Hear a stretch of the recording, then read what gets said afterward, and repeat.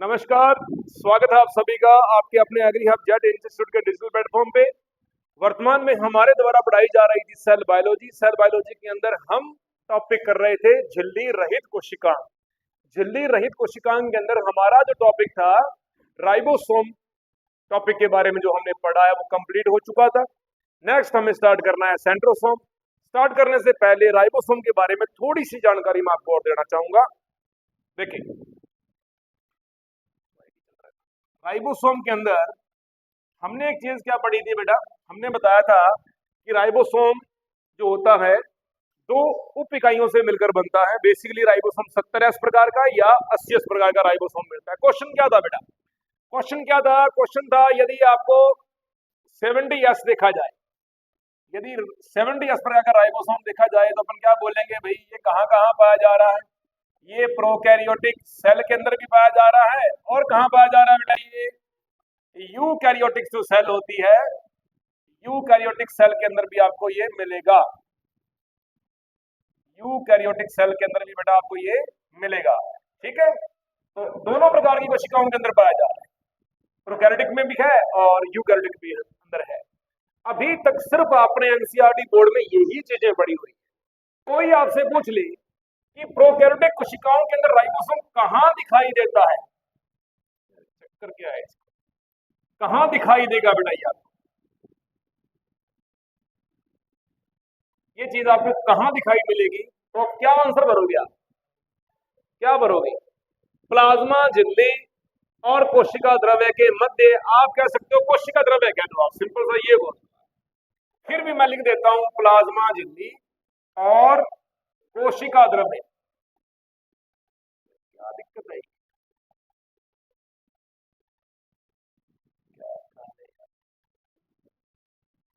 कोशिका द्रव्य के बीच में मिलेगा, इस स्थान पे ये इसकी साइट होती है, यहां पाया जाएगा। आपका क्वेश्चन आ जाए, लिखा हो केंद्रक द्रव्य, कोशिका द्रव्य, प्लाज्मा झिल्ली, मीजोसोम, आपने उत्तर भरना है कोशिका द्रव्य। क्या भरना है बेटा? क्यों भरना है? क्योंकि केंद्रक द्रव्य और कोशिका द्रव्य दोनों आपस में मिक्सअप होते हैं, आपस में मिले हुए होते हैं। रीजन क्या होता है? प्रोकैरियोटिक कोशिकाओं में किसी भी प्रकार की केंद्रक झिल्ली नहीं पाई जाती। सुन की बात ध्यान से।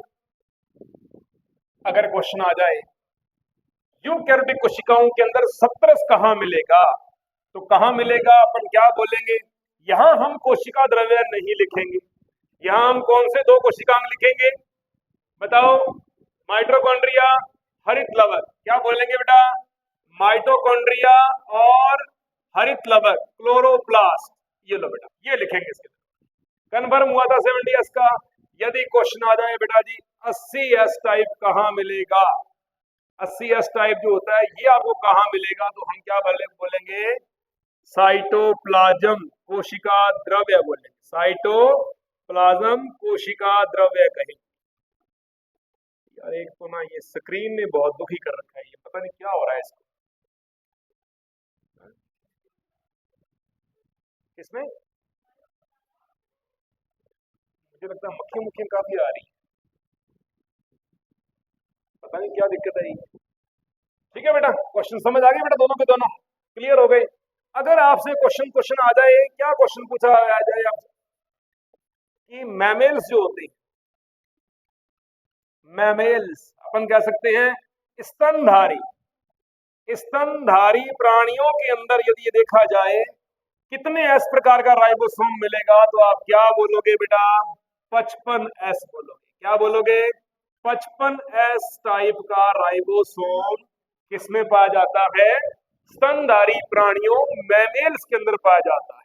ठीक है, मानव स्तनधारी की बात कर सकते हो आप। कन्फर्म हुआ? ये कुछ इसके ऊपर फैक्ट थे। अगले क्वेश्चन पे चल रहा हूं बेटा मैं, आगे देखे ध्यान से। क्वेश्चन आया था, हमने बताया कि इस प्रकार की एक साइट्स होती हैं जिसके ऊपर एक पाई जाती है बड़ी राइबोसोम की उप इकाई और नीचे क्या पाई जाएगी बेटा? छोटी उप इकाई पाई जाएगी। कन्फर्म था? बड़ी उप इकाई हमने कह दिया ये थी लार्ज सब यूनिट, ये थी स्मॉल सब यूनिट, छोटी उप इकाई थी। कन्फर्म था? अब बात आती है बड़ी उप इकाई कितने प्रकार की हो सकती है? 70S में 50S प्रकार की और 80s में 60s प्रकार की इतनी होती है। मैं लिख सकता हूं या तो ये 50s टाइप की मिलेगी या ये मिलेगी 60s टाइप की मिलेगी। कन्फर्म हुआ? ये मिलेगी प्रोकैरियोटिक में, ये मिलेगी यूकैरियोटिक मिलेगी। ऐसा ही था। स्मॉल सब यूनिट की बात करता हूं, दो प्रकार की हो सकती है, या तो ये हो सकती है 30s की या ये हो सकती है 40s की। 30s की है तो प्रोकैरियोटिक में, 40s की है तो बोलेंगे यूकैरियोटिक। कन्फर्म था। इसके बाद में हमने ये पढ़ा था कि दोनों उप इकाइयों को जोड़ने में कौन सा आयन काम आता है? यहाँ पे मैग्नीशियम आयन काम आता है। कन्फर्म था। कितनी मात्रा थी? 0.001 m सांद्रता। यदि ये सांद्रता 10 गुना बढ़ा दी जाए तो डाइमर का निर्माण हो जाएगा। डाइमर का निर्माण होता है 100s या 120s।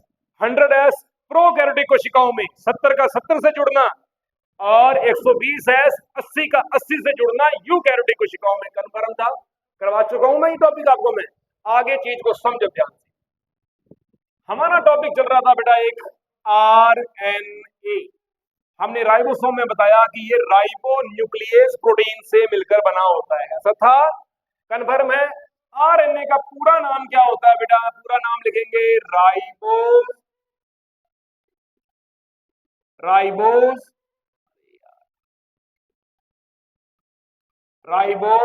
Nucleic acid. Ribose nucleic acid एक श्रृंखला है। कैसे है बेटा?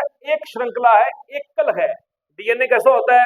द्विरज्जुकीय डीएनए होता है, डबल स्टैंड होता है, जबकि ये कैसा होता है? सिंगल स्टैंड होता है।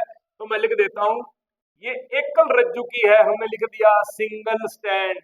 एकल रज्जु की हिंदी में क्या बोलेंगे? एकल रज्जु। आरएनए में कौन सी शर्करा पाई जाती है? बोलेंगे राइबोज न्यूक्लिक एसिड। राइबोज शर्करा पाई जाती है। कैसी पाई जाती है बेटा? राइबोज शर्करा पाई जाती है। और डीएनए में डीऑक्सीराइबोज शर्करा पाई जाती है। इसमें कौन सी शर्करा मिलेगी बेटा? मैंने लिख दिया यहाँ पे कि इसके अंदर शुगर कौन सी मिलेगी? हम बोलेंगे राइबोज शुगर। ये शुगर यहाँ पे मिलेगी। इस प्रकार की यहाँ पे शर्करा पाई जाती है, राइबोज शर्करा पाई जाती है। आरएनए बेसिकली कितने प्रकार का होता है बेटा? आरएनए बेसिकली दो प्रकार का होता है। पहला प्रकार कौन सा है? इसको बोलेंगे अनुवांशिक आरएनए। ये लो, अनुवांशिक आरएनए। और दूसरा प्रकार कौन सा है?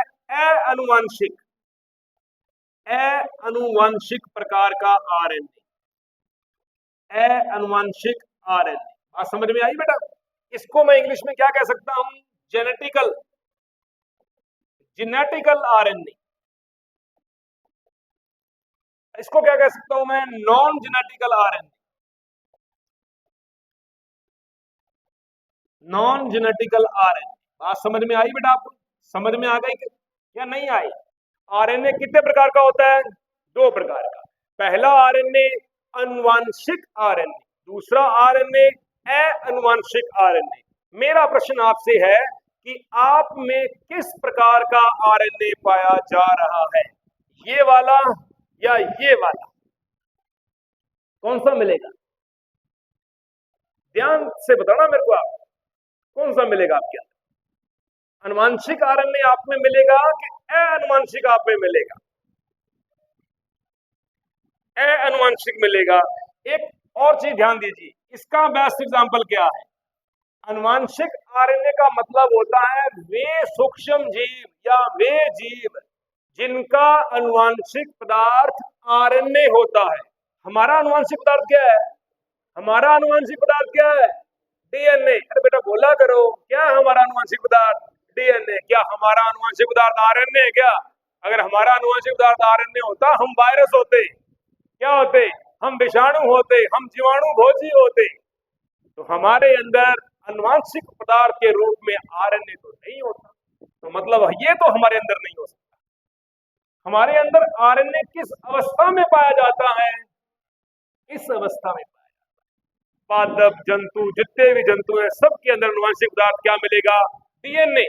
अनुवांशिक पदार्थ डीएनए मिलेगा। आरएनए किस रूप में मिलेगा? आरएनए मिलेगा अनुवांशिक पदार्थ के रूप में। कन्फर्म हुआ? क्वेश्चन आया कि अनुवांशिक आरएनए किस में पाया जाता है? लिखो इसके आंसर। पहले नंबर पे विषाणु।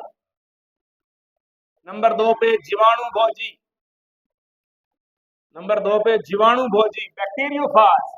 और एग्जांपल लिखाऊंगा मैं इसके, एक और एग्जांपल लिखो इसके, M13 जीवाणु भोजी, M13 जीवाणु भोजी।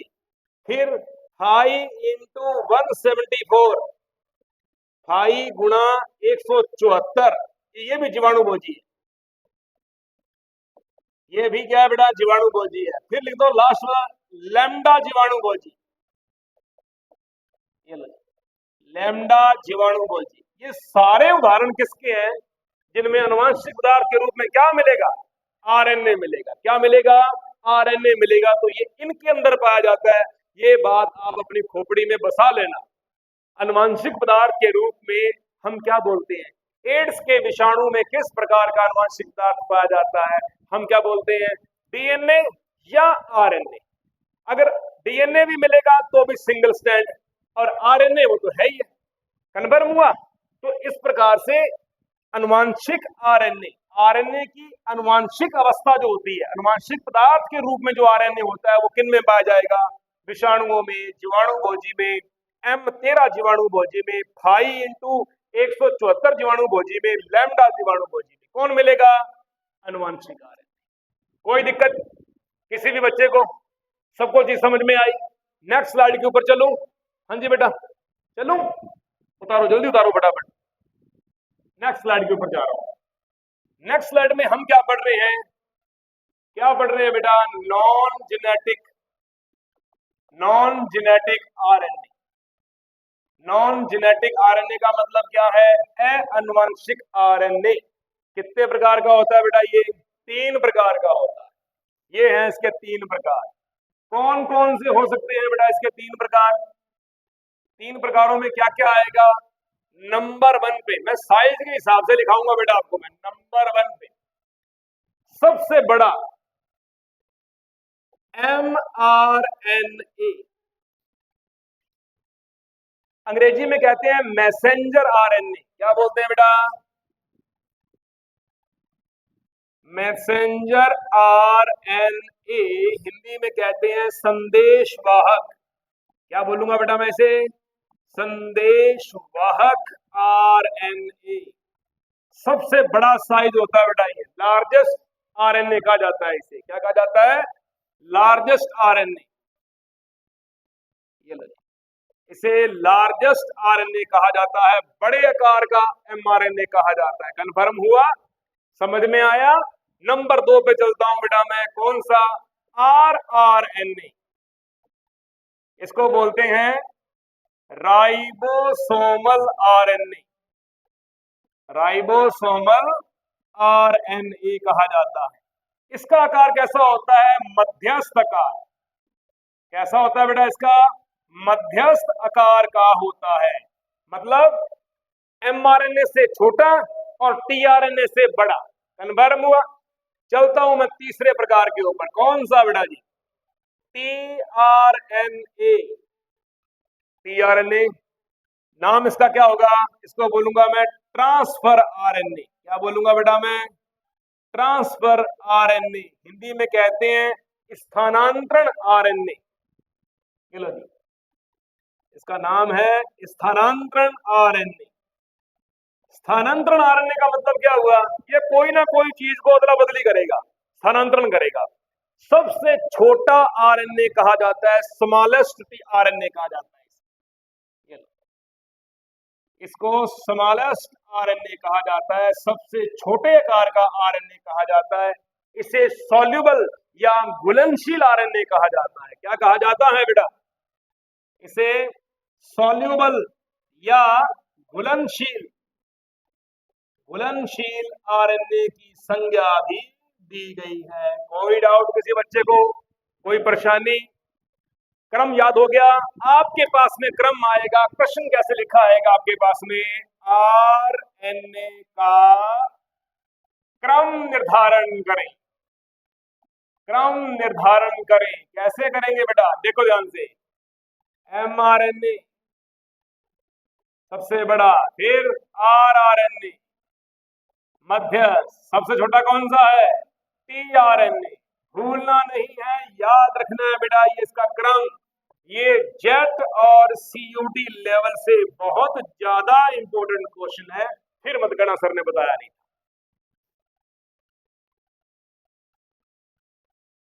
ठीक है बेटा, तीनों क्वेश्चन अति महत्वपूर्ण क्वेश्चन बता रहा हूं मैं। आरएनए कितने प्रकार के होते हैं? पहला कौन सा आरएनए है? एम। अच्छा ठीक है, आरएनए कितने प्रकार के होते हैं? दो प्रकार के। पहला कौन सा है? अनुवांशिक आरएनए। दूसरा कौन सा है? अनुवांशिक आरएनए। अनुवांशिक आरएनए किसमें मिलेगा? अनुवांशिक आरएनए किसमें मिलेगा? विषाणु में, जीवाणु, खोजियों में। अनुवांशिक प्रकार का आरएनए कितने प्रकार का होता है? 3 प्रकार का। याद रखें, मानव स्तनधारी में पाया जाने वाला आरएनए किस प्रकार का है? अनुवांशिक आरएनए या अनुवांशिक आरएनए? क्या बोलोगे? अनुवांशिक आरएनए। अनुवांशिक आरएनए कितने प्रकार में है? 3 प्रकार में। सबसे बड़ा आरएनए एमआरएनए, पूरा नाम मैसेंजर आरएनए, हिंदी में क्या बोलेंगे? संदेशवाहक आरएनए। बीच वाला आरआरएनए, राइबोसोमल आरएनए। सबसे छोटा टीआरएनए, ट्रांसफर आरएनए। सबसे छोटा कौन है? तीनों प्रकार के आरएनए में से घुलनशील आरएनए कौन है? सॉल्युबल आरएनए कौन है? टीआरएनए। कन्फर्म हुआ? याद हुआ?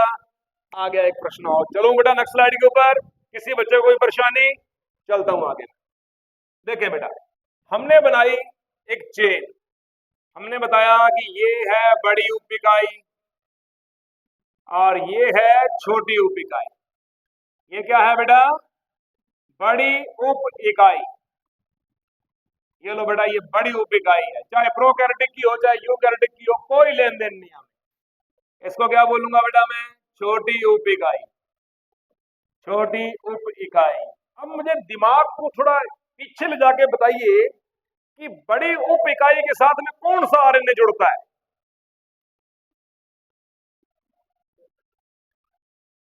सोचो, बताओ, गलत बताओ कोई बात नहीं। ये छोटी उप इकाई है, ये बड़ी उप इकाई है। इसके साथ में कौन सा आरएनए जुड़ेगा? यहां कौन सा जुड़ेगा? आपको तो पढ़ा हुआ है पुराने सिलेबस का, आपका भी पढ़ा हुआ है, आपका भी पढ़ा हुआ है। अब बताओ कौन सी उप इकाई जुड़ेगी यहां? किसके साथ जुड़ेगी? एमआरएनए कहां जुड़ेगा पहले ये बताओ। है गलत। चलो एक और सुनो ध्यान से, सुन लो ध्यान से। नीचे क्या है? केंद्रक है। नीचे क्या है? केंद्रक है। डीएनए से क्या बनता है? क्या बनता है बेटा? और ये तो है नीचे, और ये सारा क्या पाया जा रहा है? ये ऊपर क्या पाया जा रहा है? सारा कोशिका द्रव्य पाया जा रहा है। अब बताओ मेरे को, ये सारा साइटोप्लाज्म है, ये कोशिका द्रव्य पाया जा रहा है। यूकैरियोटिक कोशिकाओं के अंदर प्रोटीन संश्लेषण की प्रक्रिया चल रही है। अब बताओ निचले से कौन सी इकाई जुड़ेगी, ऊपर कौन जुड़ेगा? नहीं दिमाग में आ रहा? नहीं दिमाग में आ रहा? सुनो ध्यान से, दिमाग में कैसे आएगा, सुनो ध्यान से। अब अपने को क्या करना है? डीएनए से क्या बना केंद्र के अंदर? एमआरएनए बना। एमआरएनए यहां से निकल गया। एमआरएनए, एमआरएनए निकलकर कहां जुड़ा? अरे बेवकूफो, एमआरएनए हमेशा छोटी उप इकाई के साथ में जुड़ता है। अब बाहर की तरफ क्या है? कोशिका द्रव्य। कोशिका द्रव्य में आरएनए के कितने प्रकार मिलेंगे? कौन कौन से? आरआरएनए भी मिलेगा, टीआरएनए भी मिलेगा। टीआरएनए कहां जुड़ेगा? कहां जुड़ेगा टीआरएनए? राइबोसोम की बड़ी उप इकाई के साथ में छोटे आकार का आरएनए जुड़ता है, और राइबोसोम की बड़ी इकाई के साथ, सॉरी छोटी इकाई के साथ में बड़े प्रकार का आरएनए जुड़ता है। क्वेश्चन समझ में आया? समझ में आया? मैंने ये बोला राइबोसोम की बड़ी उप इकाई के साथ में छोटे आकार का आरएनए जुड़ेगा, और छोटी उप इकाई के साथ में बड़ा आरएनए जुड़ेगा। कौन सा? एमआरएनए। आरआरएनए कहां गया? यहां काम आएगा। मैग्नीशियम 9 के साथ में कौन हेल्प करेगा? आरआरएनए हेल्प करेगा। किसके लिए हेल्प करेगा? याद रखेंगे, आरआरएनए राइबोसोमल आरएनए सर्वाधिक मात्रा पाई जाती है इसकी। कितनी मात्रा होती है? सबसे ज्यादा मात्रा किसकी मिलेगी? किसकी मिलेगी? आरआरएनए की मिलेगी। आरआरएनए क्या करता है? मैग्नीशियम आयन के साथ में मिलकर राइबोसोम की बड़ी उप इकाई के साथ में टीआरएनए को, छोटी उप इकाई के साथ में एमआरएनए को जोड़ने में सहायता करता है। बात समझ में आ गई? क्लियर हो गया? तो क्वेश्चन आएगा आरआरएनए का कार्य क्या है? बड़ी उप इकाई के साथ में टीआरएनए और छोटी उप इकाई के साथ में एमआरएनए को जोड़ने का कार्य कौन करता है? आरआरएनए करता है। पहले तो आप डायग्राम बना लो। बड़ी उप इकाई के साथ में हमेशा कौन जुड़ता है? कौन जुड़ता है बेटा? टीआरएनए। और छोटी उप इकाई के साथ में हमेशा कौन जुड़ता है? बड़ी उप इकाई के साथ में कौन जुड़ रहा है? छोटा आरएनए। क्या बोलेंगे बेटा? छोटा आरएनए जुड़ता है। और छोटी उप इकाई के साथ में कौन जुड़ता है? बड़ा आरएनए जुड़ता है। चलो जी, बड़ा आरएनए जुड़ता है। कोई दिक्कत किसी बच्चे को? समझ में आ गया? ये चलती है प्रोटीन संश्लेषण की प्रक्रिया पूरी की पूरी कंप्लीट। ठीक है, अब मैं इसके अंदर कुछ क्वेश्चंस लिखवा रहा हूं आपको। मैं पहला काम क्या लिखोगे? पहला स्टेप क्या लिखोगे? देखो ध्यान से, राइबोसोम की चाहे तो वो 70S है, चाहे वो आपके पास में क्या है बेटा 80S है। राइबोसोम की बड़ी उप इकाई जो होती है, बड़ी उप इकाई, बड़ी उप इकाई, बड़ी उप इकाई कितने प्रकार की हो सकती है? दो प्रकार, या तो ये होगी 50S या ये होगी 60S। यही होती है बेटा। इसके साथ में हमेशा क्या जुड़ता है बेटा? यहाँ पे बोलेंगे टीआरएनए जुड़ता है। टीआरएनए जुड़ता है। पहला क्वेश्चन 1 नंबर। क्वेश्चन नंबर चलता हूं 2 नंबर पे। क्या बोलेंगे कि राइबोसोम चाहे तो 70S है, चाहे 80S है, ठीक है, राइबोसोम की छोटी उप इकाई, छोटी जो उप इकाई होती है, छोटी उप इकाई कितने प्रकार की हो सकती है बेटा? या तो 30S हो सकती है, या क्या हो सकती है 40S हो सकती है। यही होगी बेटा। इसके साथ में क्या जुड़ेगा? क्या जुड़ेगा बेटा? लिखो mRNA जुड़ता है।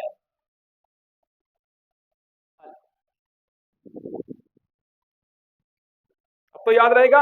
अब लिखो आप आरआरएनए का कार्य, लगाओ हेडिंग वर्क ऑफ आरआरएनए।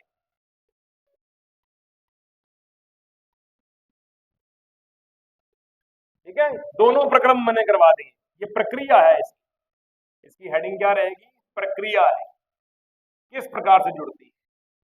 अब कोई क्वेश्चन पूछे आपसे, अब मुझे आप बताओ, दिमाग से बनाओ, ऊपर देखो पहले सारे बच्चे, एमआरएनए कहां से निकल कर आया है? कोशिका द्रव्य से निकल के आया है या केंद्रक द्रव्य से निकल कर आया है? कहां से निकल कर आया है? बोल सकते हो, मुझे लिखाने की आवश्यकता नहीं है। अगर पूछो टीआरएनए कहां से आया है, बोलोगे कोशिका द्रव्य से आया है। कहां से आया बेटा? टीआरएनए कहां से आया है? कोशिका द्रव्य से आया है। और एमआरएनए कहां से आया है? केंद्रक द्रव्य से निकल कर आया है। एमआरएनए का निर्माण किसने किया है? डीएनए ने। किसने किया है? कौन सी प्रक्रिया के द्वारा डीएनए एमआरएनए बनाता है? अनुलेखन के अनुवादन, क्या बोलेंगे? अनुलेखन। बात समझ में आई? अनुलेखन प्रक्रिया के द्वारा डीएनए किसका निर्माण करता है? एमआरएनए का। सुन गई बात? और एमआरएनए क्या करेगा? प्रोटीन संश्लेषण करेगा। कर रहा है ना प्रोटीन संश्लेषण। नीचे से केंद्रक द्रव्य के द्वारा क्या आता जाएगा? यहाँ पे एमआरएनए आते जाएंगे लगातार। ऊपर से क्या आते जाएंगे? टीआरएनए। कहां से आ रहे हैं? ये कोशिका द्रव्य के द्वारा आ रहे हैं। कहां से आ रहे हैं? कोशिका द्रव्य के द्वारा आ रहे हैं। कन्फर्म हुआ? सभी ने लिख दिया इसको? नेक्स्ट स्लाइड के ऊपर चलने जा रहा हूं बेटा मैं। किसी को परेशानी है तो मुझे अभी बता दो मेरे को। ठीक है, चलो उतार दिया आपने। देखो आगे देखो, अब हमारा आ रहा है वर्क, कार्य। किसका कार्य लिख दिया बेटा आपने? आरआरएनए का। लिखो बेटा, लिखो इसके लिए। प्रोटीन संश्लेषण की प्रक्रिया में, जो बोल रहा हूं लिखते जाओ, प्रोटीन संश्लेषण की प्रक्रिया में बड़ी उप इकाई के साथ, बड़ी उप इकाई के साथ टीआरएनए को वह छोटी उप इकाई के साथ, छोटी उप इकाई के साथ एमआरएनए को जोड़ने में सहायता करता है, को जोड़ने में सहायता करता है। ये है बेटा काम किसका, आरआरएनए का। ठीक है, आरआरएनए की मात्रा कितनी होती है, सर्वाधिक मात्रा होती है। अब बात आती है मात्रा के हिसाब से बताएंगे। अब क्वेश्चन आ गया मात्रा के हिसाब से, मात्रा के आधार पर, मात्रा के आधार पर आरएनए का क्रम क्या रहेगा। लो बेटा जी, मात्रा के हिसाब से क्रम बताओ। तो आरआरएनए की मात्रा क्या पाई जाती है, अरे क्या होती है, सर्वाधिक। उससे कम कौन मिलेगा, कौन मिलेगा, टीआरएनए। उससे कम कौन मिलेगा, एमआरएनए। ये लो जी, इसका प्रक्रम है, समझ आ गई।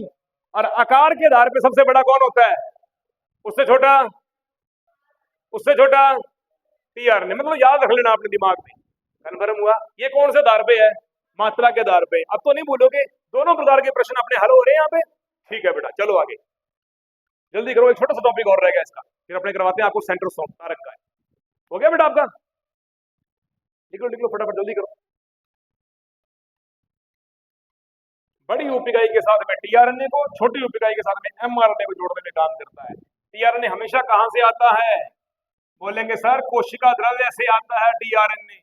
तो एमआरएनए कहां से आएगा, बोलेंगे केंद्रक द्रव्य से। किससे आएगा बेटा, केंद्रक द्रव्य से आता है। ये लो दोनों क्वेश्चन मैंने बता दिए आपको, दोनों कन्फर्म रहने चाहिए आपको।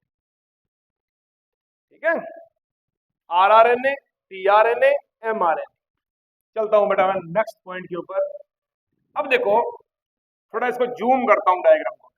प्रोटीन संश्लेषण की प्रक्रिया चल रही है। ये मान लो हमारे पास में कैसी उप इकाई है बेटा, बड़ी उप इकाई है। इधर अपने पास में कौन सी उप इकाई है, छोटी उप इकाई है बेटा। ये हमारे पास में कौन सी उप इकाई है बेटा, छोटी उप इकाई। एक चीज को आप हमेशा ध्यान रखना, सुनो ध्यान से बेटा, राइबोसोम की बड़ी उप इकाई, हमने इसको क्या बोल दिया, ये राइबोसोम की लार्ज सब यूनिट। लार्ज, क्या हो रहा है यार,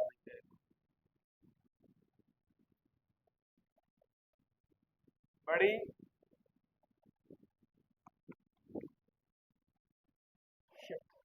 बड़ा परेशान हूं मैं, बड़ी उप इकाई लेना है यार, ठीक है। राइबोसोम की बड़ी उप इकाई कन्फर्म है बेटा। राइबोसोम की बड़ी उप इकाई के ऊपर कितने स्थल पाए जाते हैं, क्वेश्चन आएगा ही। तो राइबोसोम की बड़ी उप इकाई के ऊपर 3 प्रकार के स्थल पाए जाते हैं। 3 प्रकार के स्थल बता रहा हूं बेटा, कौन कौन से हैं।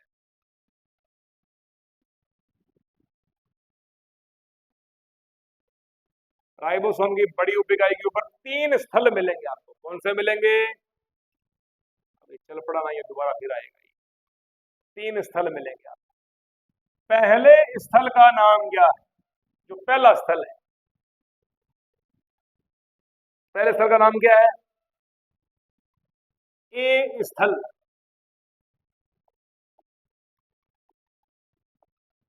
ए स्थल, ठीक है बेटा। दूसरे स्थल का नाम क्या है, पी स्थल। पी स्थल।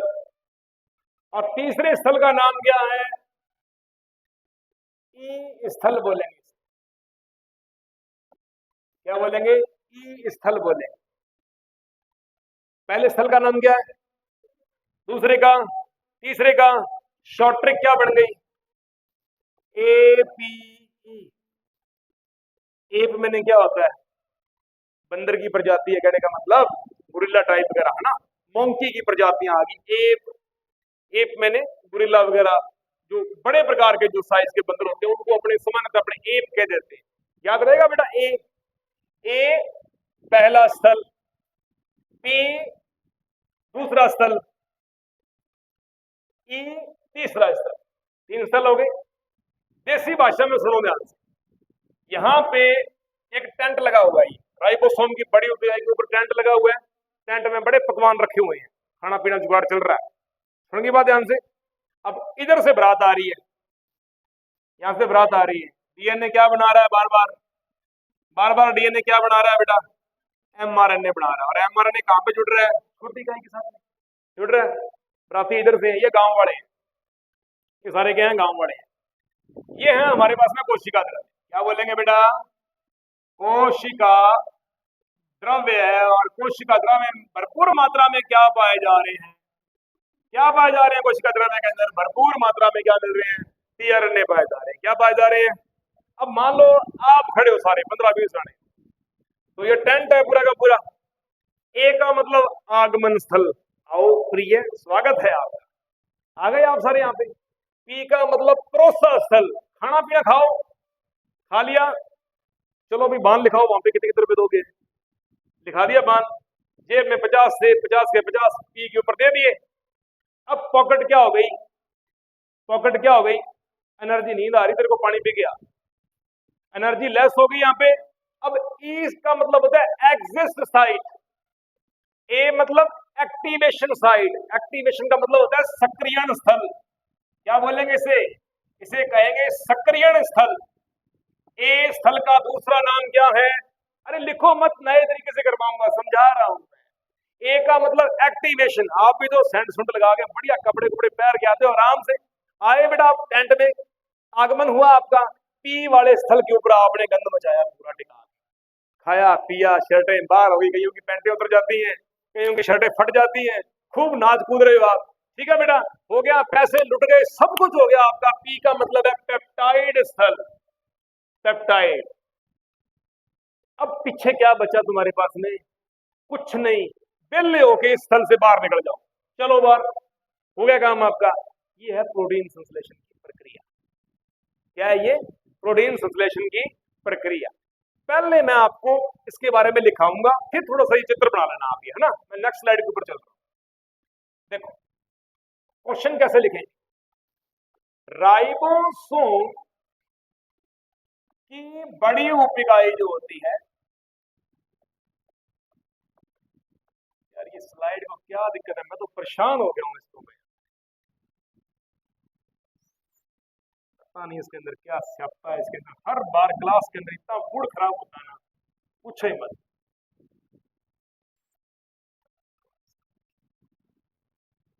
राइबोसोम की जो बड़ी उप-इकाई है, इस पे कितने स्थल पाए जाएंगे बेटा, इस पे 3 स्थल पाए जाते हैं, 3 स्थल उपस्थित होते हैं। नेक्स्ट टाइम ना अपने कंप्यूटर ऑपरेटर को बोलेंगे कुछ ना कुछ इसका सुधार करो, क्लास में परेशानी बहुत आती है। अब देखो ध्यान से, 3 स्थल कौन से हैं। नंबर 1 पे इसे बोलूंगा मैं ए साइट, ए स्थल। ए साइट, ए स्थल का मतलब क्या होता है, इसे बोलूंगा मैं एक्टिवेशन साइट। एक्टिवेशन साइट को हिंदी में क्या कह सकते हैं बेटा अपने, सक्रियण स्थल। क्या बोलेंगे बेटा, सक्रियण स्थल। आपको प्रश्न भी याद रहेगा, आपको स्थल का नाम भी याद रहेगा। सेकंड स्थल है बेटा कौन सा हमारे पास में, पी साइट। कौन सा स्थल है, लिखते जाएं। पी साइट का मतलब क्या होता है, पेप्टाइड स्थल। क्या बोलेंगे बेटा, पेप्टाइड साइट बोलेंगे। और पेप्टाइड साइट को हिंदी में क्या कह सकते हैं, पेप्टाइड चेन का स्थल। यहाँ पे पेप्टाइड चेन जो होती है वो बनती है यहाँ पे, तो पेप्टाइड चेन्स बन गई, पॉलीपेप्टाइड चेन बन गई, पीपीटी बोल दो आप इसको, पॉलीपेप्टाइड चेन, पीपीसी कह दिया मैंने, पॉलीपेप्टाइड श्रृंखला का यहाँ निर्माण होता है। तीसरा स्थल क्या बोलेंगे बेटा अपने, ई साइट। ई साइट का मतलब क्या होता है, अंग्रेजी में कहते हैं एग्जिस्ट साइट। इसको हिंदी में क्या बोलेंगे, निष्क्रियण स्थल। क्या बोलेंगे, क्या बोलेंगे बेटा, निष्क्रियण स्थल भी कहा जाता है, निष्क्रियण स्थल भी कहते हैं। यहां पे अपने कह सकते हैं ऋण आवेशित टीआरएनए, टीआरएनए श्रृंखला से बाहर निकल जाता है, श्रृंखला से बाहर निकल जाता है, बाहर निकल जाता है। जबकि इस सक्रियण स्थल के ऊपर क्या होगा, यहां लिखेंगे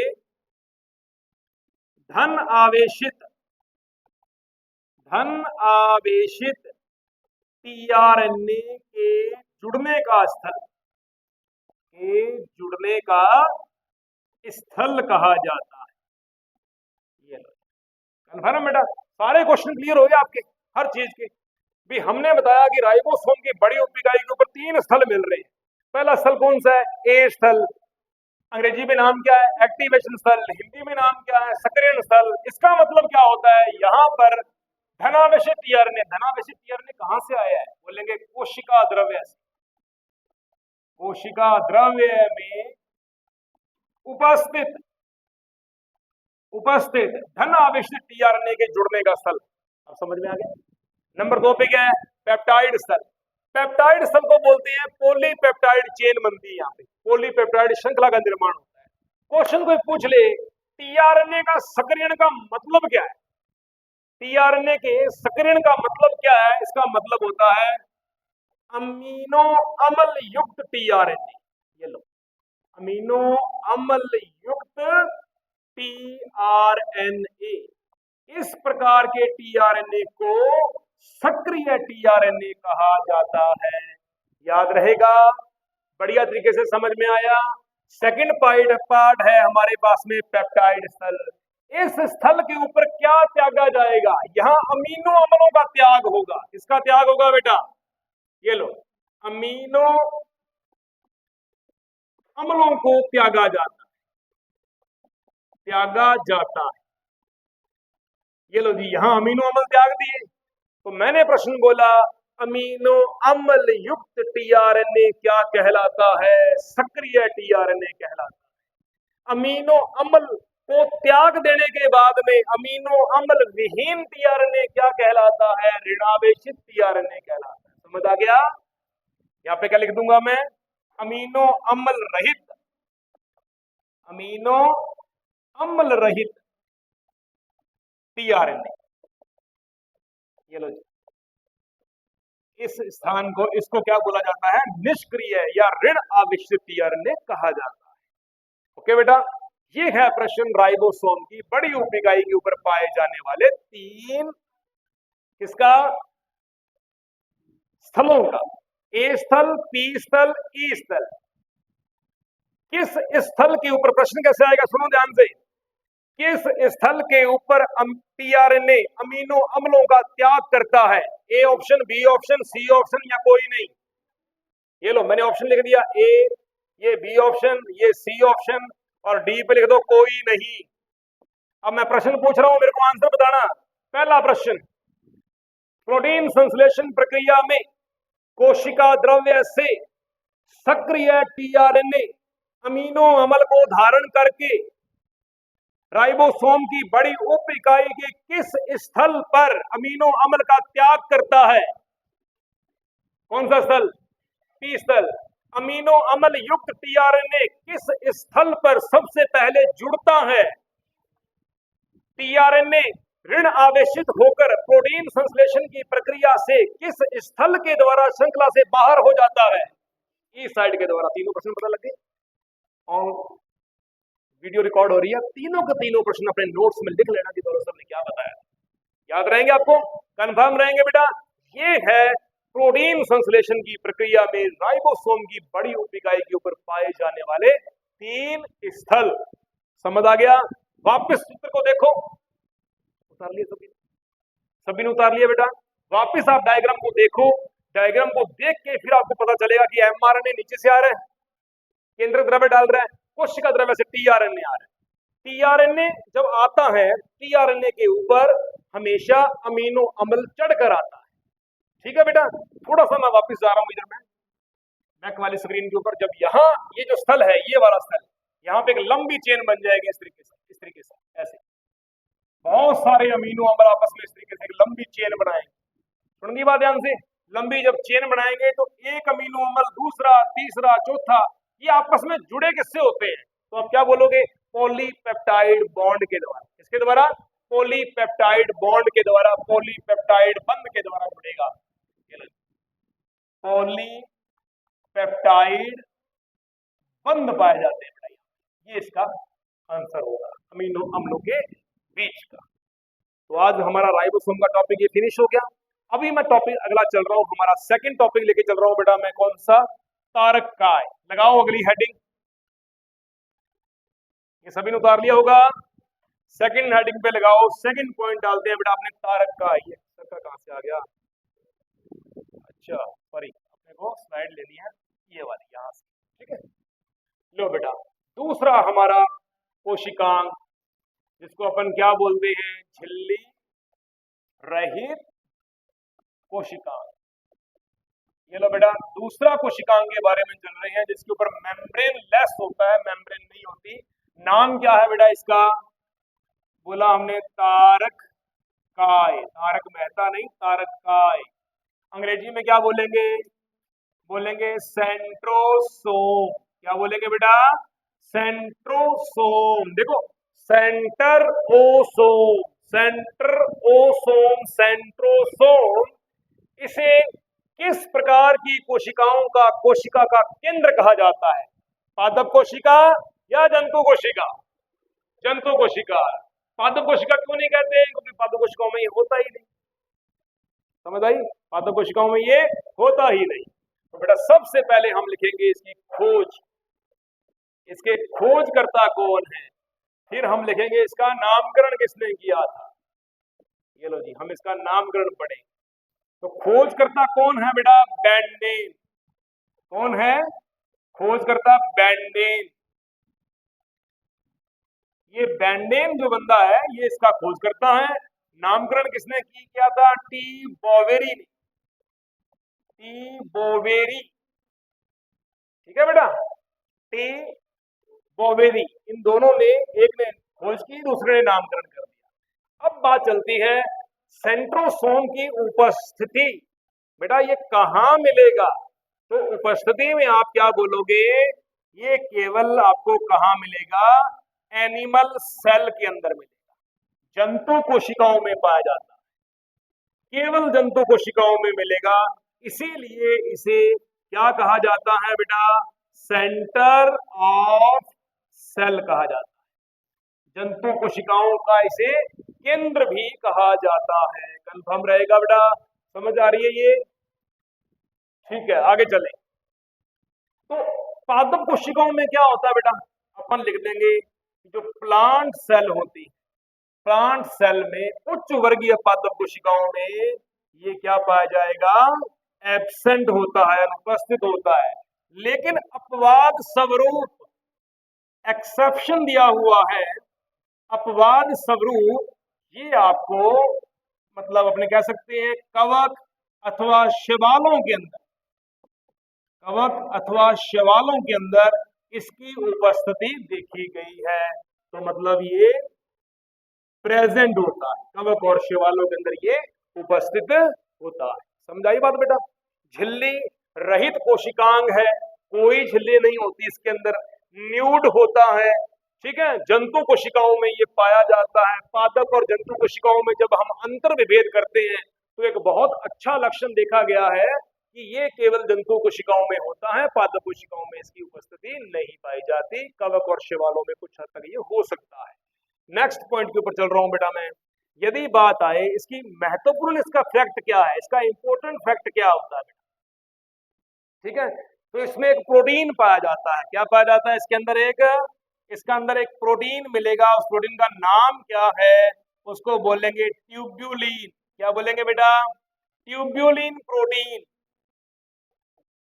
प्रोटीन के 9 प्रीदीय तंतु पाए जाते हैं, के 9 त्रिक प्रीदीय तंतु पाए जाते हैं।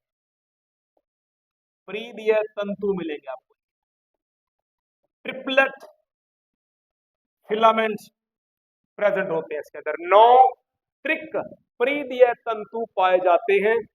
इसके बारे में एक बात और आती है, तारककाय की जो व्यवस्था होती है, व्यवस्था जो होती है, अरेंजमेंट होता है जिसका, वो कैसा होता है? अपन बोलेंगे 9 प्लस 0 अवस्था। ये 9 और 0 क्या है? इसको बोलेंगे केंद्रीय प्रौढ़। क्या बोलेंगे बेटा? केंद्रीय प्रौढ़। केंद्रीय शपथ जो होती है इसकी, उसमें 0 तंतु पाए जाते हैं और इनको क्या बोलेंगे? परिधीय। परिधीय त्रिक तंतु बोलेंगे बेटा। परिधीय त्रिक तंतु कहेंगे। और परिधीय त्रिक तंतु कौन से होते हैं? कौन से होते हैं बेटा? इसको बोलेंगे ट्यूब्यूलिन प्रोटीन के। कौन से?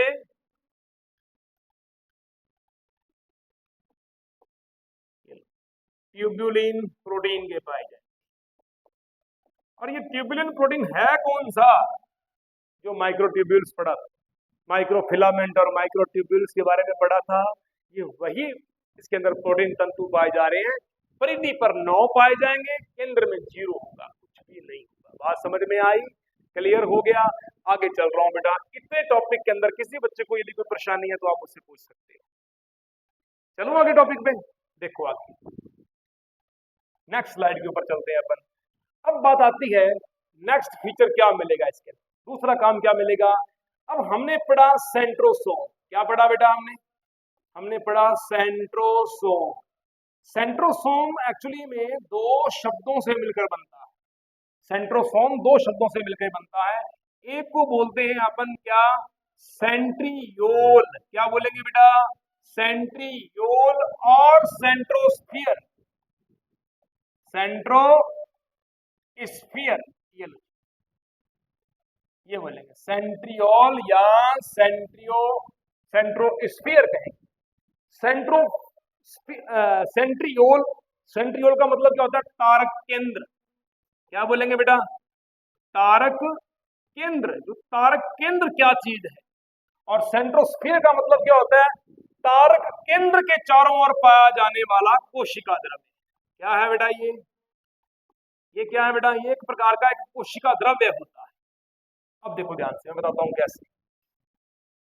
अब ये हमारे पास में एक स्ट्रक्चर है। सपोज करो कि इसके अंदर क्या पाया जा रहा है बेटा? डीएनए पाया जा रहा है। ओके, डीएनए पाया जा रहा है। इसके बाहर की तरफ क्या मिलेगा आपको?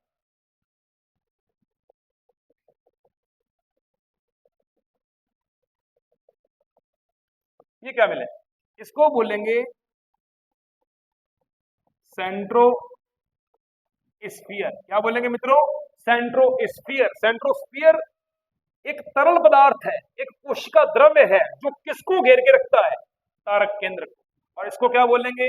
इसे बोलेंगे सेंट्रियोल। ये लो, इसे क्या बोलेंगे बेटा? सेंट्रियोल। और ये क्या है? कोशिका द्रव्य। ये क्या है? एक प्रकार का बेटा, इसको बोलेंगे कोशिका द्रव्य है बेटा। ये लो, ये कोशिका द्रव्य। कोशिका द्रव्य ने किसको घेर के रखा हुआ है? सेंट्रियोल को। किसको घेरता है बेटा? ये इसको घेरता है। यहाँ पे इसको घेरता है। ठीक है, इसका मतलब क्या बना? क्वेश्चन आता है सेंट्रोसोम किन 2 पदार्थों से मिलकर, किन 2 संरचनाओं से मिलकर बनता है? सेंट्रियोल प्लस सेंट्रोस्फियर से मिलकर बनता है।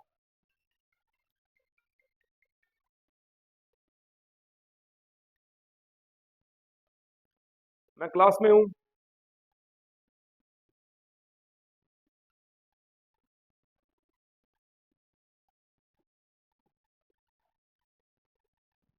सेंट्रोस्फियर कोशिका द्रव्य है जो किसको घेर के रखता है बेटा? सेंट्रियोल को घेर के रखता है बेटा। कन्फर्म हुआ? समझ में आया बेटा? जी समझ आ गई आपको? ये इसको बोलेंगे अपन सेंट्रोसोम। ये सेंट्रोसोम स्ट्रक्चर पाई जाती है। अब जो सेंट्रोसोम के अंदर जो सेंट्रियोल है, सेंट्रियोल, इसके बारे में हम क्या बोलेंगे बेटा? ये गाड़ी के पहिए के समान, कर्ट व्हील एंगल। क्या बोलेंगे? Cart wheel angle. बैलगाड़ी के पहिए के समान इसकी स्ट्रक्चर होती है। तो उसकी संरचना कैसी होती है बेटा? क्या बोलेंगे? बैलगाड़ी के पहिए के समान होती है। पहिए के समान इसकी स्ट्रक्चर होती है। इस चीज को आप नोट कर लीजिए, ध्यान देना। कंफर्म हुआ? आप इसकी स्ट्रक्चर के बारे में पढ़ते हो तो मैं इसकी संरचना के बारे में भी आपको पढ़ाता हूँ कि वो संरचना कैसी होती है और कैसे दिखाई देती है। उतार लिए सब बच्चों ने? चलता हूं बेटा मैं नेक्स्ट स्लाइड के ऊपर। संरचना कैसी होती है देखते हैं ध्यान से। ये केंद्रीय क्रोड आ गई, ये इसकी केंद्रीय क्रोड आ गई। अब देखो यहां कुछ 9 तंतु बना रहा हूं बेटा मैं, 1 2 3 4 5 6 7 8, कुछ ये 9 तंतु बन गए बेटा इसके, कन्फर्म हुआ। अभी देखो ध्यान, हमने एक चीज बोली कि प्रत्येक तंतु त्रिक तंतु पाए जाते हैं। क्या पाए जाते हैं? त्रिक तंतु पाए जाते हैं। देखो 1 2 3, 1 2 3, इस तरीके से ध्यानपूर्वक देखते जाए, ऐसी ट्रिपलेट स्ट्रक्चर पाई जाती है इसके।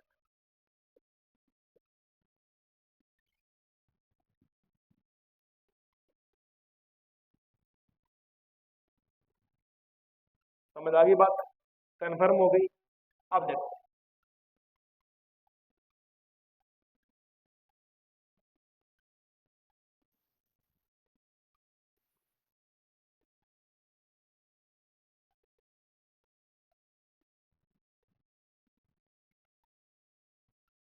समझ आया? कंफर्म हुआ। अब इस सेंट्रियोल के बाहर की तरफ ये जो पदार्थ मिल रहा है, ये सारा सारा क्या है बेटा? ये बेटा बोलो, ये सारा कोशिका द्रव्य है। क्या है बेटा? ये सारा का सारा कोशिका द्रव्य है। आप जहां तक इसका इसका सर्कल रहेगा उसको क्या बोलोगे? इसको क्या बोलोगे? सेंट्रियोल। क्या बोलोगे? और इसको क्या बोलोगे? सेंट्रोस्फियर। क्या बोलोगे बेटा? सेंट्रोस्फियर। समझ आ रही बात बेटा? अब ये 3 ट्यूब है, 1 2 3, नाम दे दिया 1 2 3। 3 क्या पाई जा रही है? Tubulin protein. क्या पाई जा रही है? Tubulin protein. कैसी है? एकल है, द्विक है कि त्रिक है? कैसी है? त्रिक है। तो त्रिक है, इसको क्या बोल दूंगा बेटा मैं? त्रिक ट्यूब्यूलिन प्रोटीन युक्त परिधीय तंतु। ये लो बेटा, क्या बोल दिया इसे? परिधीय तंतु कह दिया। हो गया बेटा। केंद्र में क्या है? अरे केंद्रीय क्रोड कैसी होती है? क्या विन्यास होता है इसका? 0। इसीलिए इसको दोनों को मिलाकर क्या बोला गया है? 9+0 अवस्था किसमें पाई जाती है? किसमें पाई जाती है? तारक काय में पाई जाती है। बात समझ में आ गए? ये परिधीय तंतु है। ये इसको आप इसको शापट भी कह सकते हो, कुछ भी कह दो, चाहे आप केंद्रीय क्रोड कह दो। और बीच वाला ये क्या पाया जा रहा है? ये हमारे पास में सारा का सारा ये सेंट्रोस्फियर है, कोशिका। कन्फर्म हुआ? अभी मैंने कहा कि इसकी संरचना गाड़ी के पहिए के समान है। समझ लो ये एक टायर, समझ लो कि बीच में मैंने ये लगा दी, बीच में शापट। एक टायर मैंने यहां लगा दिया, लगा दी टायर बेटा। क्या गाड़ी का बन गया नीचे बड़ा हिस्सा? 2 टायर, बीच में रॉड। और रॉड कहां डलती है? वो रॉड यहां डलती है, यहां। अब ये क्या है? ये क्या है?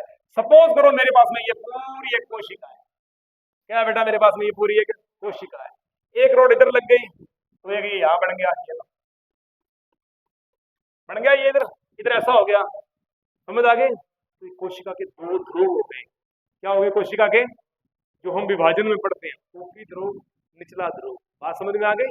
तो दोनों के बीच में से ये जो तंतु बन रहे हैं, ये क्या बनाएंगे? इस तरीके से ऐसे ये 3 मिलके क्या बनाएंगे? ये बनाएंगे, क्या बनाएंगे? तरकु तंतु। क्या बनाएंगे बेटा? ये तरकु तंतु का निर्माण करेंगे। समझ आई कहानी? इस तरीके समझ लो आप इसका भी, एक ये यहाँ पड़ा हुआ टायर, एक वहां पड़ा हुआ, बीच में इनकी रॉड डल गई और ऊपर तंतु बन रहे हैं। इन तंतुओं के ऊपर ये स्थल कौन सा होगा? इसको बोलेंगे मध्य प्लेट प्रावस्था। क्या बोलेंगे? मध्य प्लेट प्रावस्था। जहां पे मेटाफेज प्रावस्था में आप गुणसूत्रों को स्पष्ट देख सकते हो। यदि यहाँ गुणसूत्र विभाजित होकर आधे इधर गए, आधे इधर गए, उसको बोलेंगे एनाफेज प्रावस्था। कौन सी प्रावस्था? यहां आप गुणसूत्रों की कौन सी आकृति देख सकते हो? वल्जी, V shape, L shape, J shape, I shape. Is that clear? समझ में आया टॉपिक? उतारो फटाफट। या एक काम करें, चित्र को वीडियो से कर लेना, आप डायग्राम को वीडियो से कर लेना। ठीक है बेटा? तो चलो नेक्स्ट पेज के ऊपर में, चलो आगे। वर्क, कार्य। एक सुनो ध्यान से, मोस्ट इंपोर्टेंट फैक्ट लिखा रहा हूं आपको मैं सारे के सारे। ये सारे क्वेश्चन बहुत ज्यादा इंपॉर्टेंट रोल निभाएंगे। नंबर 1 पे सबसे पहला काम क्या है, क्या लिखेंगे? तारक काय। तारक काय में क्या पाया जाता है? स्वतः प्रतिलिपिकरण। क्या बोलोगे बेटा? स्वतः प्रतिलिपिकरण पाया जाता है, सेल्फ रेप्लिकेशन पाया जाता है बेटा। ये लो, सेल्फ रेप्लिकेशन पाया जाएगा, स्वतः प्रतिलिपिकरण पाया जाता है। स्वतः प्रतिलिपिकरण और किसमें पाया जाता है? डीएनए में पाया जाता है। डीएनए का स्वतः प्रतिलिपिकरण होता है, ठीक है बेटा। आरएनए का स्वतः प्रतिलिपिकरण होता है। प्लाज्मिड जो होता है, प्लाज्मिड के अंदर गुण पाया जाता है आनुवांशिक पदार्थ को स्वतः प्रतिलिपिकरण करने का, जो जीवाणु कोशिका में दिखाया था मैंने। अतिरिक्त गुणसूत्रीय पदार्थ भी कहते हैं उसको अपने, ठीक है। तो स्वतः प्रतिलिपिकरण का गुण पाया जाता है किसका? तारक काय के अंदर। ये कोशिका विभाजन की कौन सी प्रावस्था में होगा? तारक काय के अंदर स्वतः प्रतिलिपिकरण जो होता है वो कोशिका विभाजन की कौन सी प्रावस्था में होगा? लिखेंगे यहाँ पे, कोशिका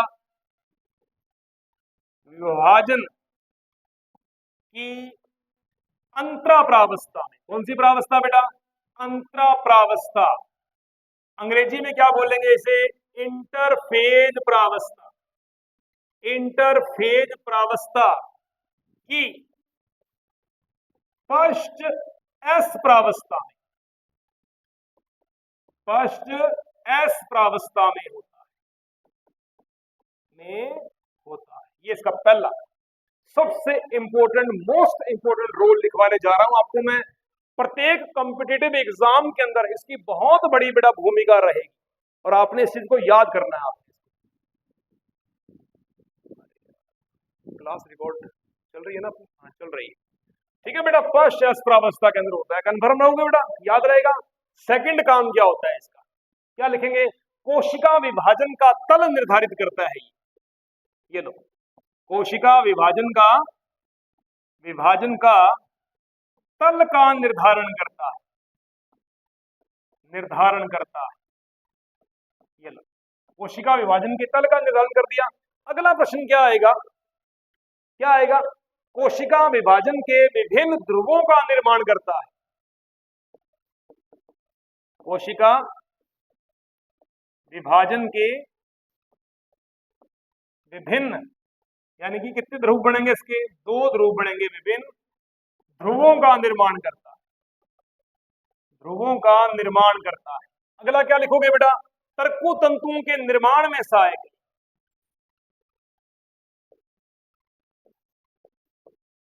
तर्कु तंतु के निर्माण में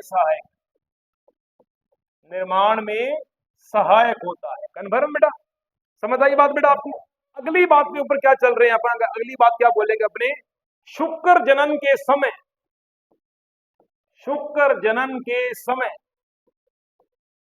शुक्राणु की पूंछ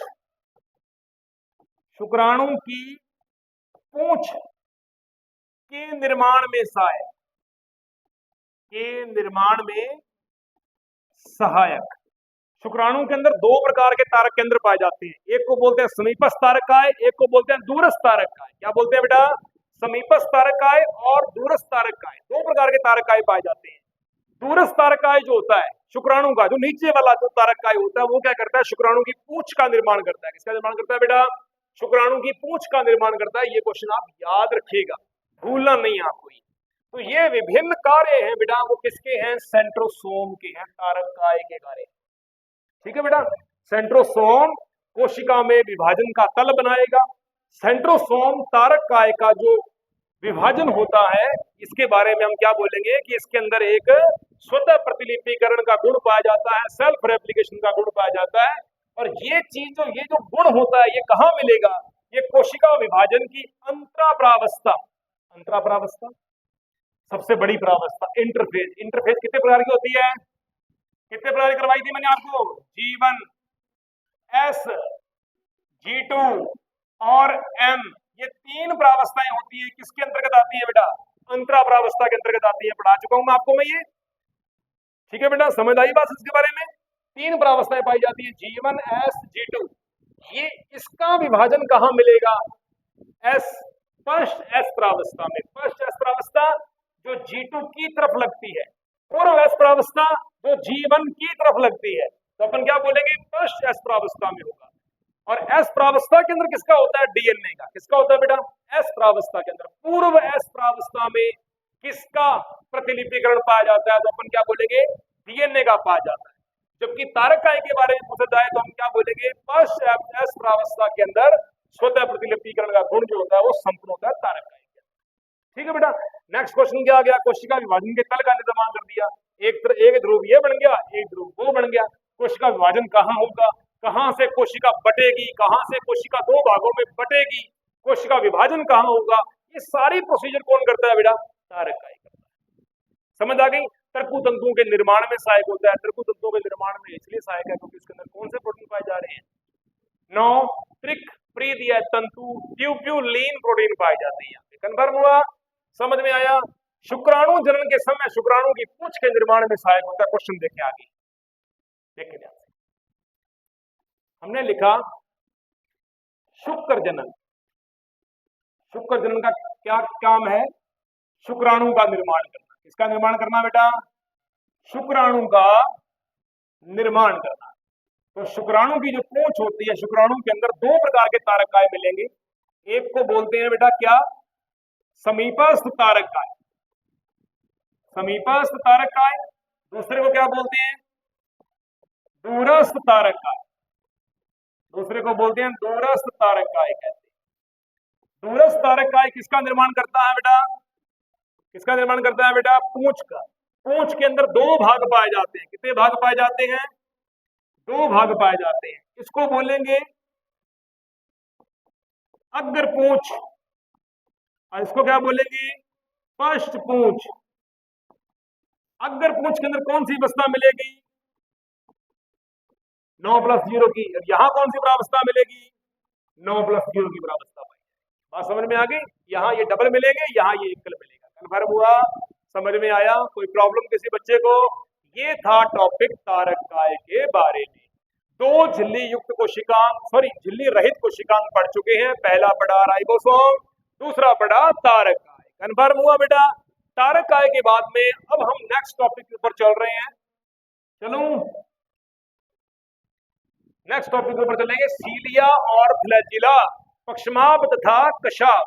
आज फिर फटाफट खत्म कर दो इसको, कल से हम स्टार्ट करेंगे कोशिका विभाजन। मात्र 2 दिन का टॉपिक रह गया। ठीक है बेटा, जल्दी करें। टॉपिक करवा के फिर कुछ क्वेश्चन लिखवा दूंगा जो मैं एक्स्ट्रा आपके लिए लेके आया हूँ, वो करवाता हूँ आपको। हाँ जी, अभी हमारा तीसरे भाग के ऊपर चल रहे हैं, झिल्ली रहित कोशिकांग में। पहला क्या है बेटा? पक्षमाभ। क्या है बेटा? पक्षमाभ। क्या बोलेंगे इसे? सीलिया। दूसरा क्या है बेटा हमारे पास में? कशाभ। कशाभ को क्या बोलते हैं बेटा? फ्लैजिला। क्या बोलते हैं? फ्लैजिला। ये लो, सीलिया और फ्लैजिला। आपसे क्वेश्चन पूछूं एक, पक्षमाभ हो चाहे कशाभ हो, ये किसी भी जीव जंतु के अंदर कौन सी संरचना के द्वारा निर्मित होता है? कोशिका भित्ति के द्वारा या प्लाज्मा झिल्ली के द्वारा? कोशिका भित्ति के द्वारा। किसके द्वारा बेटा? कोशिका भित्ति का परिणाम है। कन्फर्म हुआ? पक्षमाभ दोनों के बारे में सुनो। आकार कैसा होगा बेटा? आकार छोटा। ठीक बेटा। संख्या कितनी होगी? कम होगी या ज्यादा होगी? संख्या हमेशा क्या होगी इसकी? अधिक। पहला इसका एग्जाम्पल। चलो जी दूसरे पे चलते हैं। इसका आकार कैसा होना चाहिए? लार्ज, बड़ा होगा। संख्या क्या होगी? बिल्कुल कम होगी। क्या होगी बेटा? कम। कितनी? 1 2 3, बस थोड़ी बहुत। चलता हूं सेकंड पॉइंट के ऊपर। इनकी गति देखी जाए, इसकी गति, पक्षमाभ की गति कैसी होती है? एक साथ या स्वतंत्र? एक साथ। कैसी होती है बेटा इनकी गति? एक साथ गति होगी। एक साथ गति होगी। एक दिशीय होगी। कैसी होती है बेटा? एक दिशीय गति पाई जाती है। ये लो। और इसकी गति कैसी होगी बेटा? कैसी होगी? स्वतंत्र गति दर्शाएंगे, स्वतंत्र गति पाई जाएगी। ठीक है, एक से ज्यादा पक्षमाप है, कोई इधर गति कर रहा है, कोई इधर कर रहा है, कोई ऊपर कर रहा है, कोई नीचे कर रहा है, इनकी गति एक साथ नहीं होगी। इसका आकार कितना हो सकता है बेटा अधिकतम?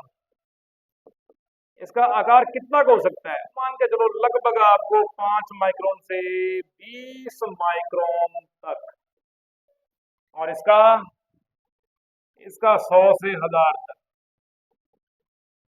100 माइक्रोन से 1000 या 1000 से भी अधिक इसका आकार हो सकता है। ठीक है बेटा, एनसीईआरटी बोर्ड का कथन है कम से कम मात्रा लिखो, अधिकतम मात्रा कितनी? 2000, 3000, 4000 तक इसका साइज हो सकता है, बड़ा काम हो सकता है। पक्षमाप के काम क्या क्या है? यहां तक तो क्वेश्चन थे। अति महत्वपूर्ण क्वेश्चन ये है, अभी नोट कर लो। आकार कोण किसी ने नहीं पूछना इसके अंदर, ये इंपॉर्टेंट है। अभी तक इसका एक ही टॉपिक इंपॉर्टेंट आया हुआ है, गति के ऊपर। इसके ऊपर है बेटा, गति के ऊपर इसका क्वेश्चन जो है वो इंपॉर्टेंट बनता है, आता भी है कभी कभी क्वेश्चन आता है। स्वतंत्र गति दर्शाने वाली संरचना है, एक साथ एक दिशीय गति दर्शाने वाली संरचना है पक्षमाप। कंफर्म। दूसरा टॉपिक, ये दोनों संरचनाएं किसकी व्युत्पत्ति है? कोशिका भित्ति की। किसकी? अगर आ जाए फिब्री, अगर आ जाए पिल्लाई, अगर आ जाए और क्या, मीजोसोम और छोटी मोटी संरचनाएं, तो कौन आएगा? Plasma membrane. कौन आएगा? प्लाज्मा मेम्ब्रेन आएगा। कन्फर्म मेरा टॉपिक यहां तक। चलो नेक्स्ट पेज के ऊपर देखो, हम इसे करते हैं कार्य। अब अपने वर्क के ऊपर कार्य के ऊपर क्वेश्चन करेंगे। कार्य है, अति महत्वपूर्ण फैक्ट आएगा बेटा, याद रख लेना। क्वेश्चन पूछा जाएगा सीलिया के काम क्या क्या हो सकते हैं। पहला काम, ये प्रचलन में सहायक। प्रचलन क्या है? एक प्रकार की गति है बेटा। ओके, प्रचलन के बाद में फिर क्या आएगा?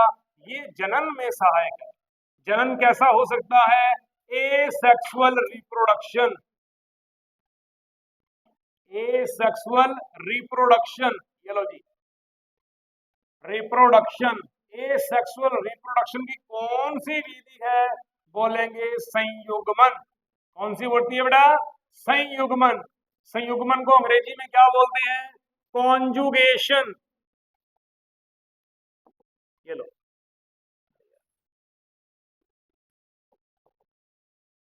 कॉन्जुगेशन संयुग्मन का काम करेगा। और इसका बेस्ट एग्जांपल क्या है? बोलेंगे पैरामीशियम। क्या बोलेंगे बेटा? Paramecium protozoa. ये एक प्रकार का प्रोटोजोआ है, इसमें संयुग्मन की प्रक्रिया दर्शाई जाती है। और कौन सहायक होता है उसमें? पक्षमाप सहायता करते हैं। कौन सहायता करते हैं? पक्षमाप इसके अंदर पाए जाते हैं। ये भी इंपॉर्टेंट फैक्ट है। समझ आ गया? क्वेश्चन क्लियर हो गया कि ये प्रचलन भी करते हैं, जनन भी करते हैं। जनन कैसा होता है? अलैंगिक जनन। अलैंगिक जनन का कौन सा प्रकार है? बोलेंगे संयुग्मन। अंग्रेजी में क्या बोलते हैं इसे? कॉन्जुगेशन। कौन दर्शाता है सबसे बढ़िया? पैरामीशियम और बहुत सारे सूक्ष्म जीव। ठीक बेटा, अभी चल रहा हूं मैं सेकंड फैक्ट हमारे पास में है कशाप के बारे में। कशाप, फ्लैजिला। फ्लैजिला, फ्लैजिला का एक ही मेन काम होता है, वो क्या है इसका?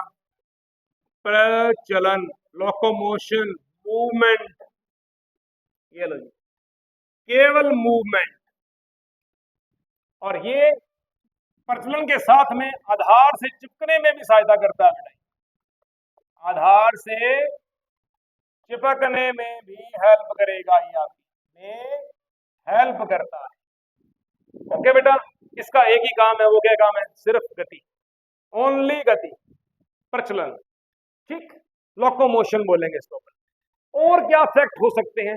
अभी हम चल रहे हैं इनकी स्ट्रक्चर्स के ऊपर। कंफर्म? रेडी? चलता हूं मैं नेक्स्ट पेज को। उतार सभी ने? सभी ने उतार दिया है। नेक्स्ट पॉइंट पे चलता हूं। अभी चलते हैं अपन इसकी संरचना के ऊपर। भाई इसकी संरचना क्या हो सकती है? किसकी संरचना पढ़ रहे हैं अपने? सीलिया, या पढ़ते हैं अपने फ्लैजिला। फ्लैजिला, ये लो जी, फ्लैजिला, फ्लैजिलीन, फ्लैजिलीन, फ्लैजिला। फ्लैजिला में कौन सी प्रोटीन होती है? फ्लैजिलीन। फिब्री में फिब्रीन, पिलाई में पीलीन। याद है या भूल गए? शाबाश। 3 स्ट्रक्चर पढ़ने जा रहे हैं बेटा, 3 चीजें देखने को मिलेंगी, तीनों की तीनों अति महत्वपूर्ण है। पहला इसमें क्या पढ़ते हैं अपने? शफ्ट। क्या पढ़ते हैं बेटा? शफ्ट। इसको हिंदी में भी शफ्ट बोलते हैं, अंग्रेजी में भी कह सकते हैं शफ्ट। ये लो जी।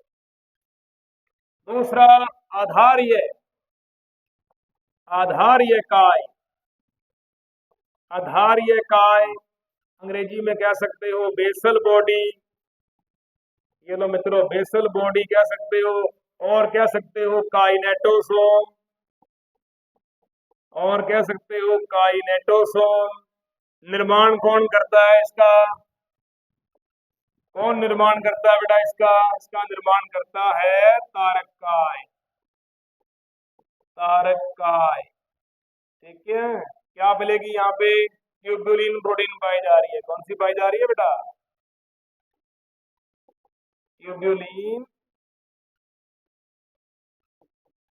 प्रोटीन पाया जा रहा है स्पेशल भाग का। तीसरा भाग हमारे पास में क्या होता है? अंग्रेजी में कहते हैं रूटलेट। क्या बोलते हैं बेटा? रूटलेट। हिंदी में क्या बोलेंगे?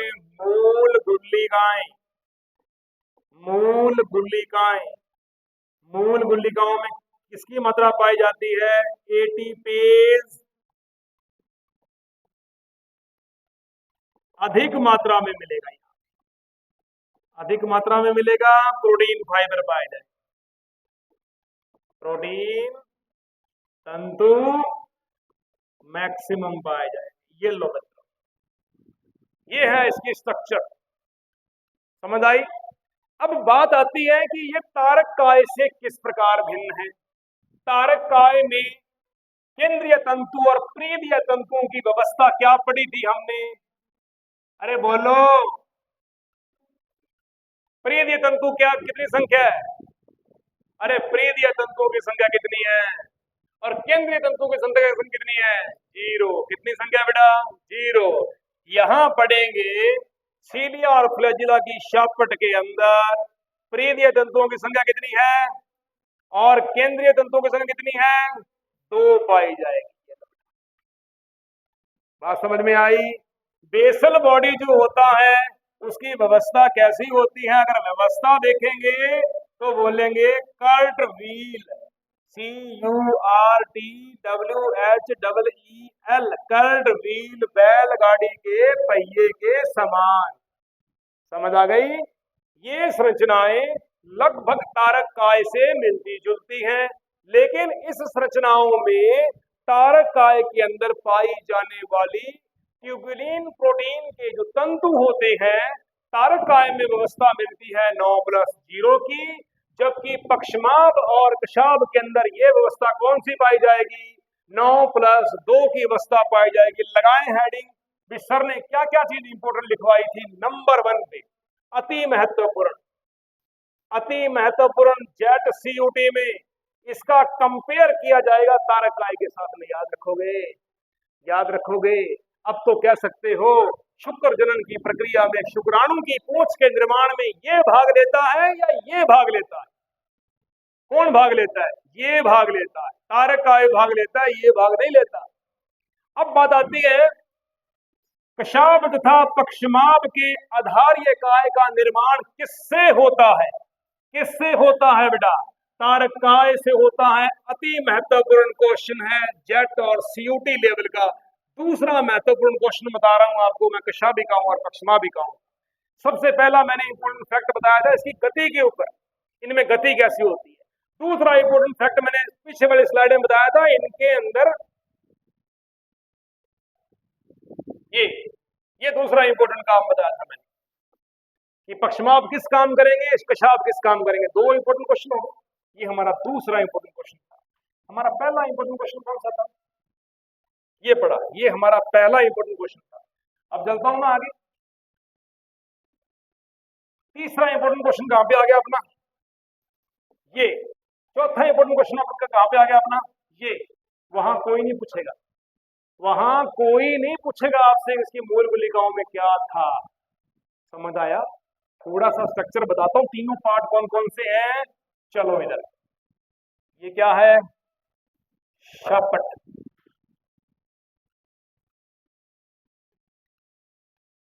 ठीक,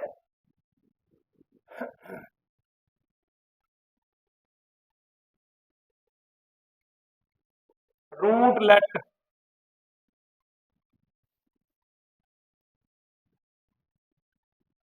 बेसल बॉडी। ठीक है बेटा, और बीच की जो शाफ्ट पाई जा रही है ये वाली,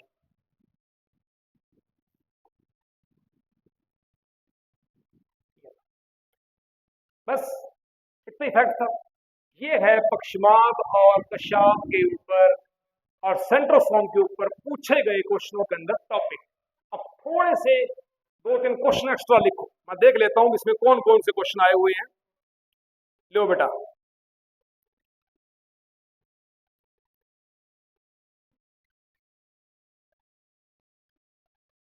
एक काम करना, क्वेश्चन लिखो सेंट्रोस्फियर के खोजकर्ता पूछा गया एक बार 2017 के जेट के पेपर में आया हुआ था। ये 2017 के जेट के अंदर क्वेश्चन में पूछा गया है, नाम सम्मिलित करो, क्वेश्चन के अंदर ये आया हुआ था। यहां लिखेंगे अपन कि जो सेंट्रोस्फियर है इसके उपनाम क्या है। सेंट्रोस्फियर के उपनाम क्या है? जो सेंट्रोस्फियर जो होता है, जो सेंट्रियोल को घेर के रखता है, इसके उपनाम क्या है? इसको क्राउन लिखो, क्राउन ऑफ सेंट्रियोल कहा जाता है, क्राउन ऑफ सेंट्रियोल कहा जाता है। इसको सैटेलाइट भी कहा जाता है, इसे सैटेलाइट भी बोला गया है और क्राउन ऑफ सेंट्रियोल भी कहा गया है। 2 इंपॉर्टेंट क्वेश्चन है भैया, लिख लेना। 2 इंपॉर्टेंट क्वेश्चन है, लिख लेना ये। अगला प्रश्न 21 में आया हुआ है, क्या आया हुआ है? लिखो, किसके? स्पिरोसोम। मैंने ये बोला है सेंट्रोसोम का जो सेंट्रोस्फियर है ना, यानी कि कोशिका द्रव्य, एक ही बात हो गई। इस सेंट्रोस्फियर को सेंट्रियोल का क्राउन या सैटेलाइट कहा जाता है। क्राउन का मतलब होता है मुकुट। क्या होता है बेटा? मुकुट। तो इसको अपने क्या बोला है? सेंट्रोस्फियर का क्राउन, मुकुट या सैटेलाइट के नाम से जानते हैं। बात कर रहा हूं, इतना क्वेश्चन है। अगला क्वेश्चन लिखो, लिखो पक्षमाप तथा कशाब का, पक्षमाप तथा कशाब, पक्षमाप तथा कशाब का, पक्षमाप तथा, बेटा आप लिख क्यों नहीं रहे? आप लिख क्यों नहीं रहे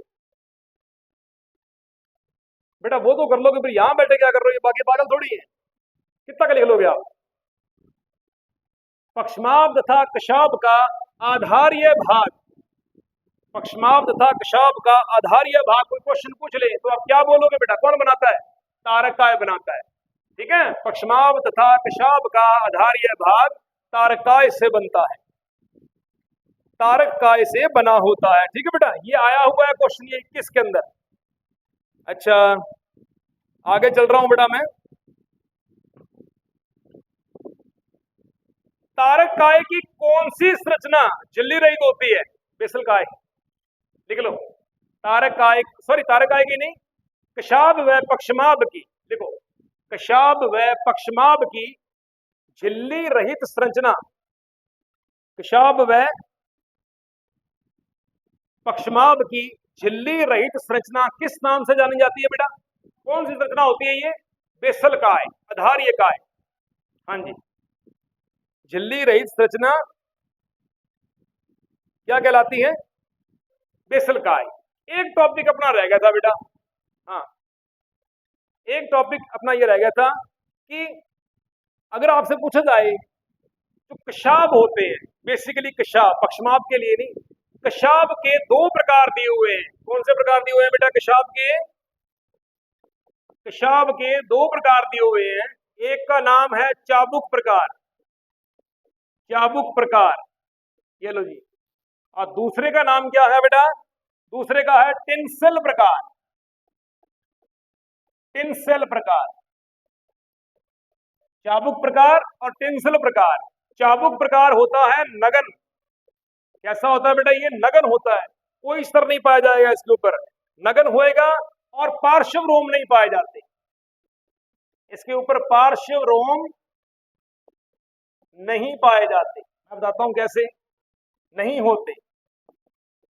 और इसके ऊपर क्या पाए जाएंगे बेटा? पार्श्व रोम उपस्थित होते हैं। ठीक है, पेशाब दो प्रकार के आ गए। अब देखो, उतार दिया सभी ने। एक होता है टेंसल प्रकार, एक होता है चाबुक प्रकार। जो चाबुक है, चाबुक किस प्रकार का है? न्यूड है, कोई भी पार्श्व रोम नहीं पाया जाएगा। लेकिन टेंसल प्रकार की विशेषता क्या होती है? टेंसल प्रकार की विशेषता क्या होती है? इसके ऊपर पार्श्व रोम पाए जाते हैं। अब सुनो स्ट्रक्चर के बारे में। स्ट्रक्चर के बारे में अगर तो बेटा मैं यू बढ़ा दूं, सीधा बढ़ा दूं इस तरीके से, ये क्या है? चाबुक प्रकार। यदि मैं कुछ ऐसा बनाऊं, मैंने कुछ ऐसा बना दिया ये, और इसके ऊपर मैंने छोटे छोटे छोटे छोटे यू लगा दिए इस तरीके से, बस बस बस बस बस, ये लो जी। तो ये क्या हो गया बेटा? ये हो गया टेंसल टाइप। ये कैसा हो गया? टेंसल टाइप हो गया। और टेंसल टाइप का मतलब क्या है? किसकी उपस्थिति है इसके ऊपर? पार्श्व रोम की उपस्थिति है, जबकि इसके ऊपर नहीं पाए जाते। इसके ऊपर पार्श्व रोम एब्सेंट होते हैं। वैसे भी कौन सी स्ट्रक्चर है? ये न्यूड स्ट्रक्चर है, नगन संरचना। उम्मीद करता हूं मेरे द्वारा पढ़ाया गया टॉपिक आपके समझ में आया होगा। आपके आगामी आने वाली परीक्षाओं के अंदर आपको एक अच्छे स्कोर करने के अंदर ये आपका हेल्प करेगा। मिलता हूं कल एक नए टॉपिक के साथ में, तब तक आप सभी का धन्यवाद।